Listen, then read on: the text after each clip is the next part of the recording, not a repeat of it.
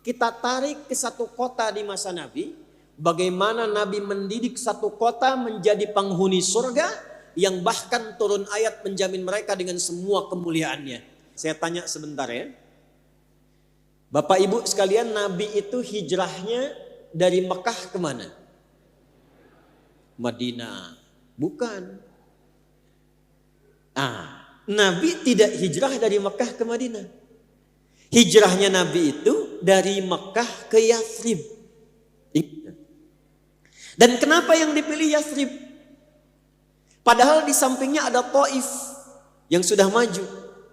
Tapi Nabi ikhtiar berangkat ke Taif malah dilempari. Nanti jangan dilihat lemparannya, tapi dilihat hikmah Allah memindahkan Rasulullah dari Taif ke tempat yang tidak ideal untuk memberi contoh bagaimana menatanya. Dulu Madinah namanya Yathrib. Yathrib itu kalau diruntut nasabnya, itu salah satu nama dari umat Nabi Nuh alaihissalam yang ikut masuk ke kapalnya Nabi Nuh, berlayar selama setahun 10 hari. Namanya Yathrib bin Mihlail. Dari Nabi Nuh ke Nabi Muhammad SAW itu kurang lebih ada kita temukan 37 sampai 39 urutan nasab.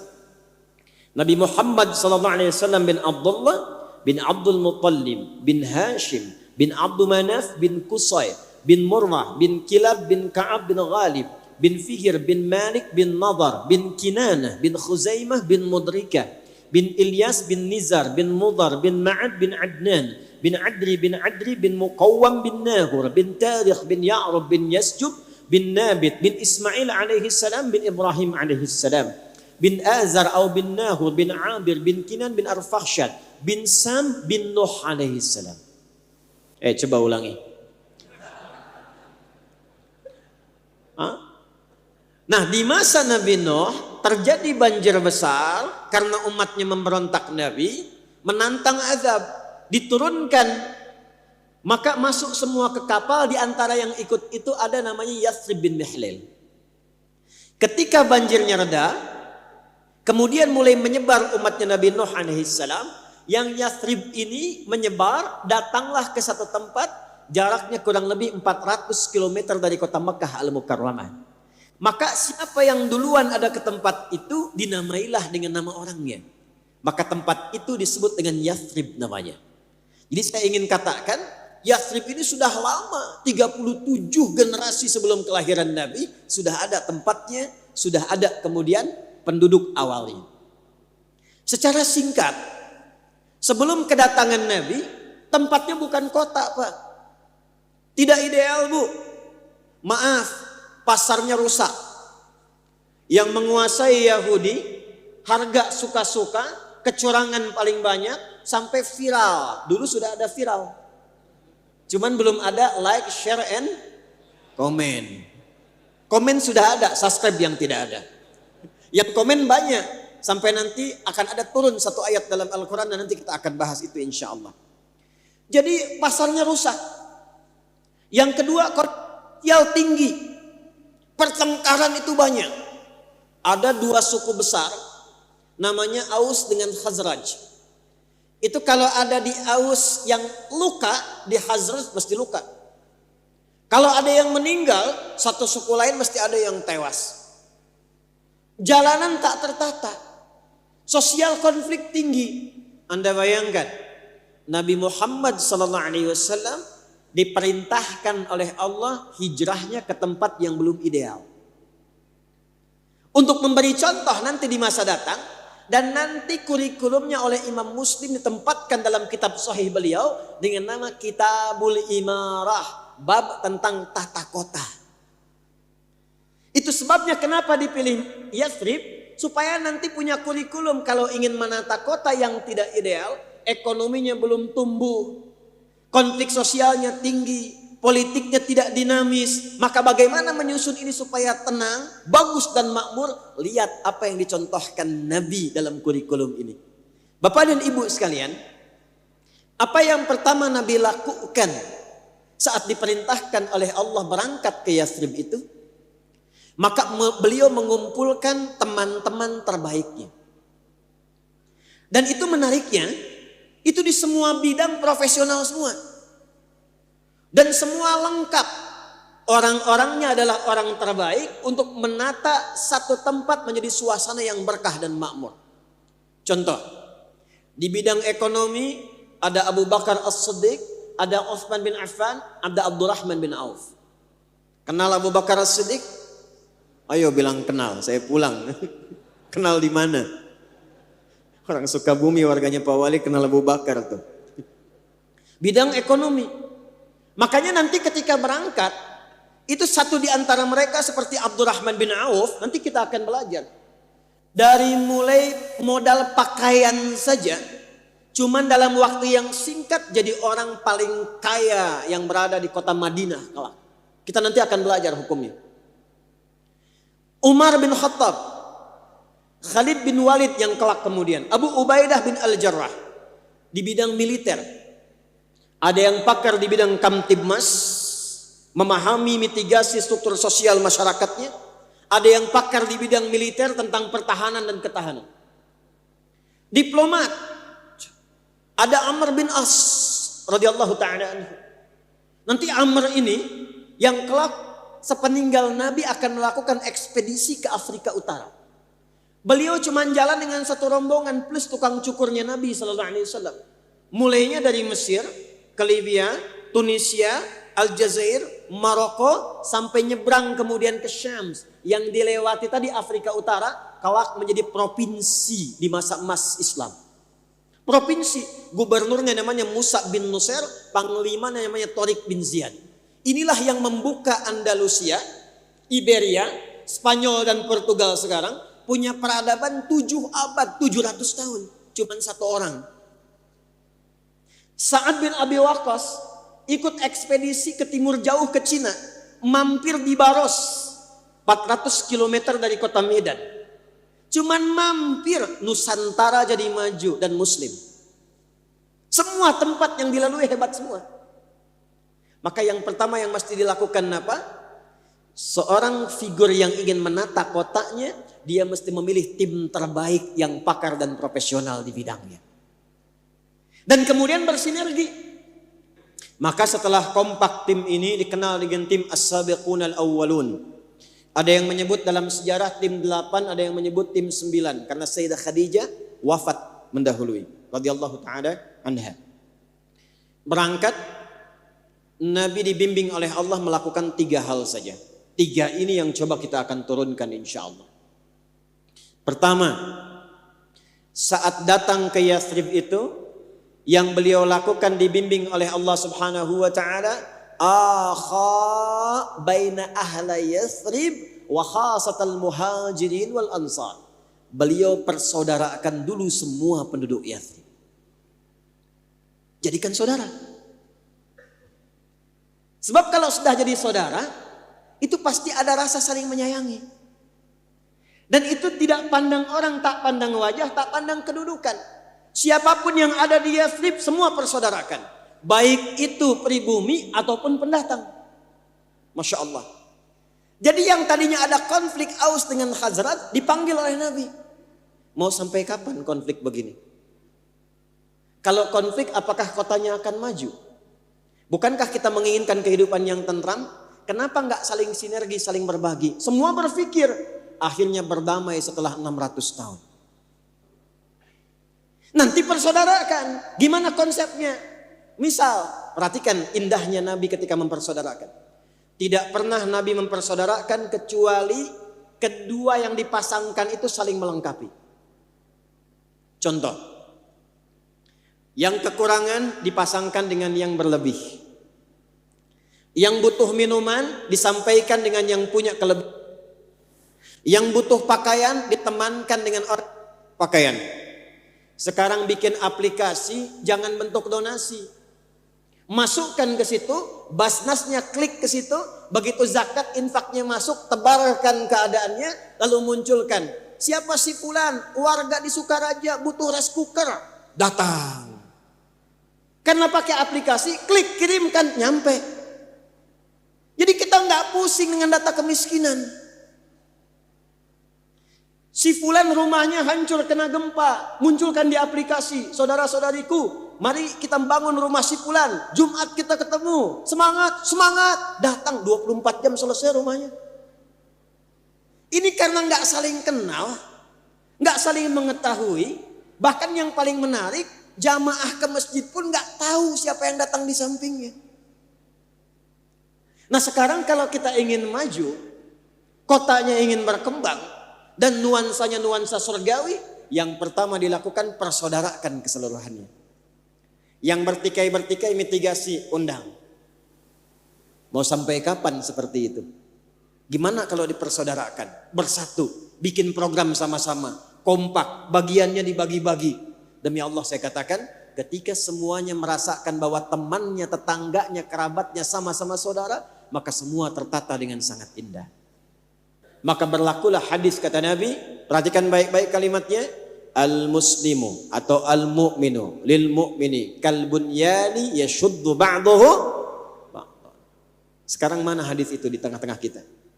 Mukmin satu dengan yang lainnya saling menguatkan. Alih-alih menguatkan, sekarang saling memisahkan. Kok bisa saling mencela? Kok bisa saling menyakiti? Bahkan satu pulang ngaji mencela pengajian yang lainnya. Satu jamaah mencela jamaah yang lainnya. Mana hadisnya? Katanya ngaji Quran dan sunnah. Quran mana yang dibaca? Sunnah mana yang dipraktekkan? Kita turunkan kembali, kita praktekkan lagi. Ngajinya kita sempurnakan, maka kita dapatkan keindahannya. Contoh, pernah dengar hadis ini? Siapa yang masak makanan, baunya sampai ke tetangga, maka bagilah tetangga itu walaupun hanya hafal kuahnya tuh. Cara memahaminya tidak begitu. Itu Nabi itu sudah visioner. Jangan-jangan kuah itu tercium bumbunya, dia nggak tahu yang dimasak apa. Makanya sekarang kan sudah ada ya bumbu opor tapi bisa dimasak pakai tempe. Bumbu rendang belum tentu rendang yang dimasak, bisa jadi singkong. Supaya nggak salah tangkap bagi. Tapi pertanyaan saya, maaf ya, apakah Nabi pernah mengatakan kalau tetangga Anda muslim saja? Tidak. Ini artinya Nabi mengisyaratkan di tempat Anda tinggal belum tentu semua muslim. Tapi Nabi persaudarakan. Jangan dikira yang bersaudara di Yathrib jadi Madinah muslim semua. Tidak. Ada yang belum masuk Islam. Ada yang belum bersyahadat. Kalau kita praktekkan hadis itu indah sekali. Anda masak makanan, tetangganya mungkin ada yang Kristen, ada yang Hindu, ada yang Buddha, ada yang Konghucu. Masak makanan bagi. Ketuk pagi-pagi. Sepagi Pak, iya ada apa Pak Haji? Ini ada rezeki opor ayam. Wah baik sekali Pak Haji. Bukan baik, Islam yang mengajarkan untuk berbagi. Masya Allah. Kita kenalkan keindahan Islam. Besok kan dia datang kan mengembalikan panci. Assalamualaikum. Udah bisa assalamualaikum tuh. Dari opor ayam bisa salam. Ibu, iya Pak Haji mau ngembaliin panci. Makasih enak banget. Tapi pengen nanya, kira-kira hari ini Islam mengajarkan berbagi lagi enggak? Itu yang kita butuhkan. Jadi persoalannya sudah enggak zaman. Muslim kafir, muslim kafir, muslim kafir. Bukan mempraktekkan keislaman supaya orang mendapatkan cercah hidayah itu yang diajarkan. Jadi jangan sampai yang muslim dibagi, yang non muslim tidak diberi. Kalau dia tanya, Pak kayaknya opornya enak ya. Emang enak sih Bu, cuman sayang ibu kafir. Itu bersaudara. Itu satu tuh. Nah sekarang yang kedua, di mana memulainya? Tempatnya, pusatnya di mana? Maka Nabi bangunkan masjid. Pertama Masjid Quba, 4-5 hari kemudian bangun Masjid Nabawi. Nah ini yang belum kita hidupkan konsep masjid. Sekarang fungsinya hanya fungsi ritual. Padahal di masa Nabi, fungsi masjid itu beragam. Satu, yuk kita cek. Kalau di masjid itu sholatnya sholat sendirian atau berjamaah? Sendirian atau berjamaah? Jamaah. Apa itu jamaah? Tuh. Bukan sendirian. Jamaah itu dari kata al-jam'u asalnya. Sifatnya jum'ah. Kumpulannya disebut dengan jamaah. Jama' itu bukan sekedar menghimpun, menggabungkan, kumpul, bukan. Kumpul, kenal siapa yang kumpul, dan saling mengisi di antara yang kumpul. Itulah jamaah. Makanya dilatihnya apa? Dilatihnya lewat imam. Coba cek berdirinya rapi, rapat. Itu bukan sekedar diminta rapi, diminta rapat, tidak. Lihat filosofinya. Lihat. Yang pertama dari nama dulu, jamaah. Kumpul, kenal, saling mengisi. Jadi kita itu diminta datang ke masjid bukan cuma untuk sholat. Sholatnya bareng-bareng, setelah itu bubar. Itu bukan jamaah namanya. Kita kenalan siapa yang ke masjid. Sampai kita tahu ini saf dia nih biasa ngincar kanan pojok.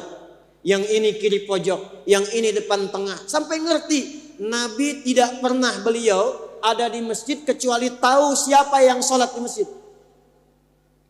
Jadi beliau tahu pojok kanan nih si fulan. Sempat beliau mimpin sholat subuh. Seorang jamaah yang biasa di pojok kanan terlambat datang. Kata Nabi, kita tunggu nih. Ada si fulan yang biasa di pojok kanan, dia belum datang. Tunggu belum datang, waktu subuh mau habis. Kata Nabi, kita putuskan sholat saja. Begitu sholat kita tengok si fulan, kenapa nggak datang subuh ini? Allahu Akbar.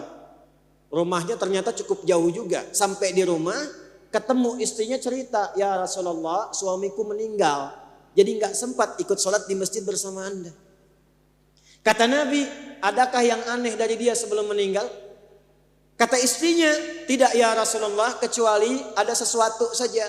Apa itu? Kata suami saya, ya Allah, kenapa tempatnya nggak lebih jauh lagi? Kedua, ya Allah, kenapa nggak yang baru? Nabi tersenyum kemudian berkata, tahukah engkau apa yang terjadi? Au kama qala Rasulullah sallallahu alaihi wasallam. Kata perempuan itu, tidak ya Rasulullah.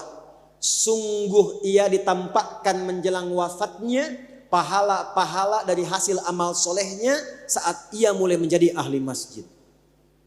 Intinya Nabi sampai kenal siapa yang di pojok kanan. Makanya filosofi imam, kenapa imam sebelum memimpin nengok dulu ke belakang tuh. Itu bukan formalitas. Tengok. Istau. Sudah tahu kata jamaah. Imam nengok, katakan dengan bahasanya. Pak Ibu rapatkan, luruskan. Tenangkan hati sebelum sholat. Rasakan mungkin ini sholat terakhir yang kita tunaikan. Itu pesan Quran. Surah kedua ayat 45 sampai 46. Baru katakan istau, istaqimu. Dan lihat siapa yang sholat. Tuh. Lihat. Satu, dari segi kemampuan dia berdiri. Dua, dari segi lamanya bisa dia tinggal di masjid. Oh, ini sedang transit di Masjid Agung. Maka jangan baca surat yang panjang-panjang. Nih imamin, udah mau pulang. Nunggu bis pulang. Mampir ke sini sholat, diimamin pakai Al-Baqarah. Ketinggalan bis dia. Lihat wajah. Sebelah sini wajahnya kul-kul nih. Kul wallah baca. Allahu berabbil falak. Nah, cuman sisi persaudaraannya, lihat. Ini siapa nih? Penduduk lokal atau dari luar? Lokal atau interlokal nih? Domestik atau luar? Penting. Sebab Nabi ini sedang ceramah, tiba-tiba ada orang datang. Ini orang langsung duduk aja. Penduduk Madinah sudah tahu, sudah viral. Kalau masuk masjid mau duduk mau i'tikaf, salat dulu 2 rakaat namanya tahiyatul. Nabi langsung nggak nunjuk orang, indahnya Nabi. Nabi tidak menginginkan orang salah dieksploitasi kesalahannya. Itu akhlaknya Nabi. Nggak ditunjuk-tunjuk. Mana tong langsung diuk, salat dulu. Nggak begitu. Nggak. Dibuka umum. Dan ini akhlak Quran. Maka Nabi menyampaikan secara umum, lihat kalimatnya. Idza dakhala ahadukumul masjida fala yajlis hatta yusalli rak'atain. Kalau ada satu di antara Anda ingin masuk masjid dan ingin agak lama di masjid, maka jangan langsung duduk tapi salat dulu 2 rakaat. Semua tahu dan indahnya semua bisa baca. Oh, si fulan nih, siapa dia? Ternyata hadis itu di mazhab Maliki, saya ngaji mazhab Maliki. Saya ngaji mazhab Syafi'i. Saya ngaji mazhab Hanafi, saya ngaji mazhab Hambali. Di mazhab Maliki diajarkan ternyata namanya Sulek. Tinggalnya bukan di Madinah, tinggalnya dari Gotofan. Sehingga dikenal dengan Sulek al-Gotofani. Dia bukan orang penduduk sini, dia dari luar. Nabi mengatakan, coba lihat ada tamu kita tuh. Perhatikan, dia kesini butuh apa? Apa yang dia datang penuhi sebelum dia pulang. Tuh. Makanya nggak ada orang datang ke masjid Nabi kecuali selesai masalahnya. Dan semua berlomba menolong. Datang tamu, kata Nabi, siapa yang mau jamu tamu kita ini? Semua angkat tangan. Semua. Kata Nabi, si fulan yang paling duluan silahkan. Padahal di rumah si fulan itu stok makanan sudah nggak ada, cuman 1 piring aja.